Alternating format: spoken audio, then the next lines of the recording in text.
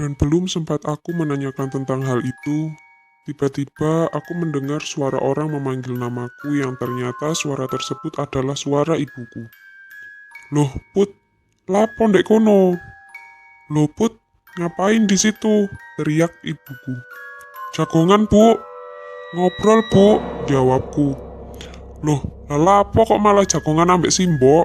Omae wis dirijiki ta? Loh, kok malah ngobrol sama Simbok? Rumahnya apa udah dibersihin? Jawab ibuku. Sampun, Bu, di rumah wonten tamu. Sudah, Bu, di rumah ada tamu, imbuhku. Loh, ya apa sih? Dek omah no daya kok malah ditinggal? Loh, bagaimana sih? Di rumah ada tamu kok malah ditinggal? Ucap ibuku. Kula ajrih, Bu, dayoe tiang jaler. Saya takut, Bu, tamunya orang laki-laki, jawabku. Ya sudah, ayo pulang, ajak ibuku. Waktu itu, aku pun akhirnya menuruti ajakan ibuku dan langsung hendak berjalan kembali ke rumahku. Sebelum berjalan pulang, saat itu aku pun tidak lupa untuk berpamitan dengan Mbok Marmi dan berterima kasih karena sudah mau membukakan pintu dan menemaniku. Namun, ketika aku berpamitan dengan Mbok Marmi, lagi-lagi aku melihat di dalam rumah Mbok Marmi ada sesosok kakek-kakek yang sedang duduk dan seolah mengawasiku. Sosok tersebut kali ini terlihat lebih jelas, bahkan sampai saat ini pun kulit putihnya masih membekas di ingatanku. Wajah yang muram sambil menatapku sayu, seolah mengingatkanku bahwa kehidupan setelah mati itu memang benar-benar ada. Melihat hal itu, tentu saja aku langsung terkejut hingga dadaku terasa sesak. Dan dengan terus menguatkan hati dan pikiranku, waktu itu aku mencoba terus berjalan pergi dengan tenang meskipun sebenarnya dalam hati sudah sangat ketakutan dan seluruh tubuh gemetar tidak karuan. Tapi kali ini aku mencoba menahan semua itu, agar ibuku tidak tahu jika aku sedang melihat sesuatu. Karena aku tahu jika aku menceritakan apa yang kulihat, pasti yang ada aku akan dimarahi lagi. Oleh karena itu, aku mencoba tetap tenang. Bahkan waktu itu aku tetap mencoba berjalan pelan agar semuanya terlihat baik-baik saja. Dan sesampainya di rumah, aku kembali sangat terkejut. Karena waktu itu aku tidak melihat lagi tamu yang ada di rumahku. Loh, lah kok wis kena? Loh, kok sudah tidak ada? Ucapku kaget. Melihat hal itu, tentu saja aku dan ibuku langsung kaget dan segera mengecek barang-barang yang ada di rumah. Landit hayo Sel, kak maling kira-kira. Lah, mana tamunya Sel? Jangan-jangan maling, ucap ibuku. Wah wonten Bu, lah niku ambenane nggih tasih utuh. Tadi ada Bu, lah itu minumannya juga masih utuh. Terangku sambil menunjuk ke arah minuman yang masih ada di meja ruang tamuku. Dayoe sapa sih Sel setakne? Wong di. Tamunya siapa sih emangnya? Orang mana? Tanya ibu. Kula mboten semerap namine Bu, tapi niku lho Bu, tiang Gang Anggrek bapakne Lutfi, adik kelas kula. Aku nggak tahu namanya Bu, tapi itu loh paman Gang Anggrek ayahnya Lutfi, adik kelasku, terangku. Oh Pak Parman, dungaren wonge rene. Iku mang ngomong apa ae, goleki sapa? Oh Pak Parman, tumben orangnya kesini. Itu tadi beliau ngomong apa aja, nyari siapa? Ibuku. Wonge namung sanjang lek madosi bapak Bu.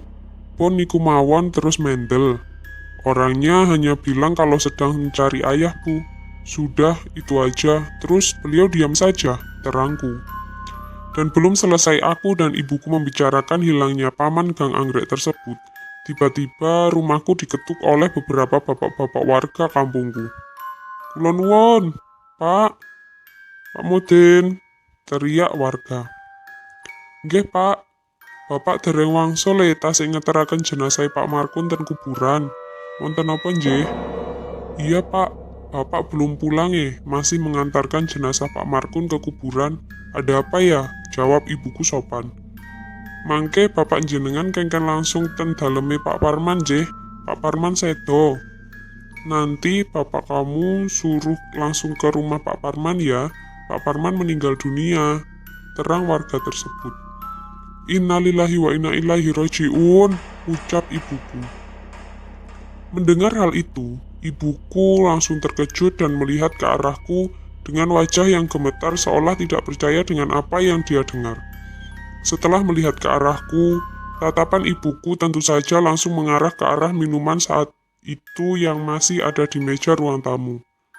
Dan ketika ibuku masih terkejut dengan semua itu, aku pun mencoba bertanya kembali kepada bapak-bapak warga tersebut untuk memastikan kembali berita tersebut. Tiangnya sakit nopo, Pak? Orangnya sakit apa, Pak? Tanyaku kepada warga tersebut. Kencing manis, Mbak. Pun dangu ten rumah sakit. Saya wau injing mantun sobo. Paling mayite anjok omah engkok sore jam 5. Jare saya akeh sing durung mari mbek rumah sakitnya yo adoh. Kencing manis, Mbak. Sudah lama dirawat di rumah sakit. Meninggal tadi pagi setelah subuh. Mungkin jenazahnya sampai rumah nanti sore jam 5. Soalnya masih ada urusan yang belum selesai. Lagi pula rumah sakitnya juga jauh, ucap warga tersebut. Mendengar hal itu, aku pun langsung merinding dan meremas tangan ibuku yang saat itu memang berdiri tepat di sampingku. Pripun, Bu? Niki lelayune sakniki napa pripun? Bagaimana, Bu? Berita kematian ini diumumkan sekarang apa gimana? Tanya salah seorang warga kepada ibuku. Ya wis mat, umumna saiki rapopo, tapi lek mayite tekone engkok sore ya dipendemene isu. Engkok umumna sing jelas sak jam pemakamane yo. Dadi sesuk wong-wong cek berai kerja. Ya wis engkok Pak Mudin langsung tak kongkone nang omahe Pak Parman. Iya wis mat, umumkan sekarang nggak apa-apa. Tapi kalau jenazahnya sampainya nanti sore, ya kita kebumikan besok pagi. Nanti umumkan yang jelas tentang jam pemakamannya ya, biar besok orang-orang tidak masuk kerja. Ya udah nanti Pak Mudin biar langsung kusuruh ke rumah Pak Parman. Jelas ibuku.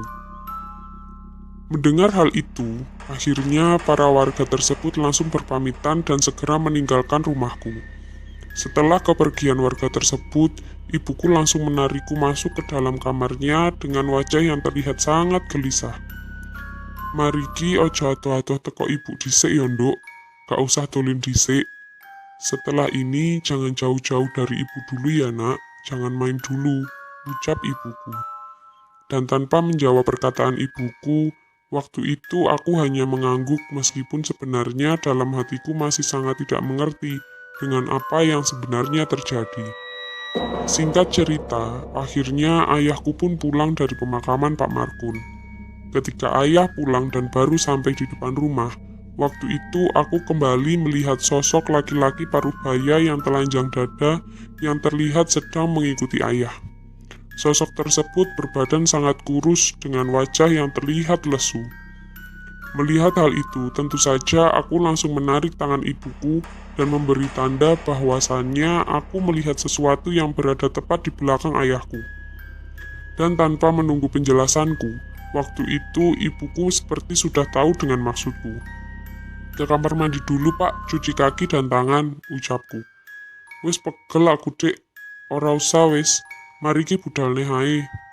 Udahlah dek, nggak usah dek, lagian bentar lagi aku juga berangkat lagi, jawab ayahku. Wis Thomas, iku lo rupane ono sing melok mulih. Itu sepertinya ada yang ikut pulang, imbu ibuku.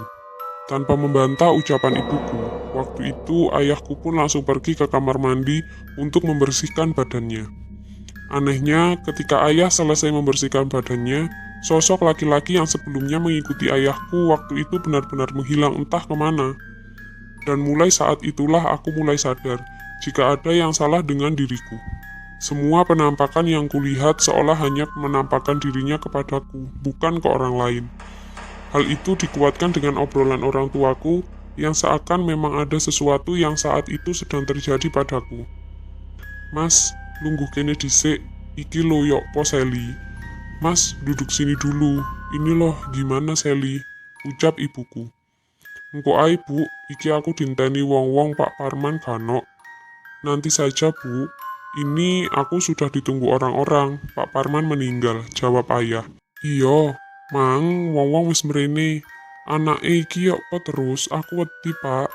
Iya, tadi orang-orang juga sudah kesini. Anak kita ini terus gimana? Aku takut pak, jawab ibu. Iya dek, sik yo. Iya dek, sebentar ya, imbu ayah. Aku kate masak mas, tak selamatan didik yo. Aku koyok khawatir. Aku mau masak mas, tak selamatan sedikit ya. Aku mulai khawatir. Jawab ibu sambil berjalan ke arah dapur. Waktu itu tentu saja aku hanya diam sambil masih tidak mengerti dengan maksud pembicaraan kedua orang tuaku tersebut.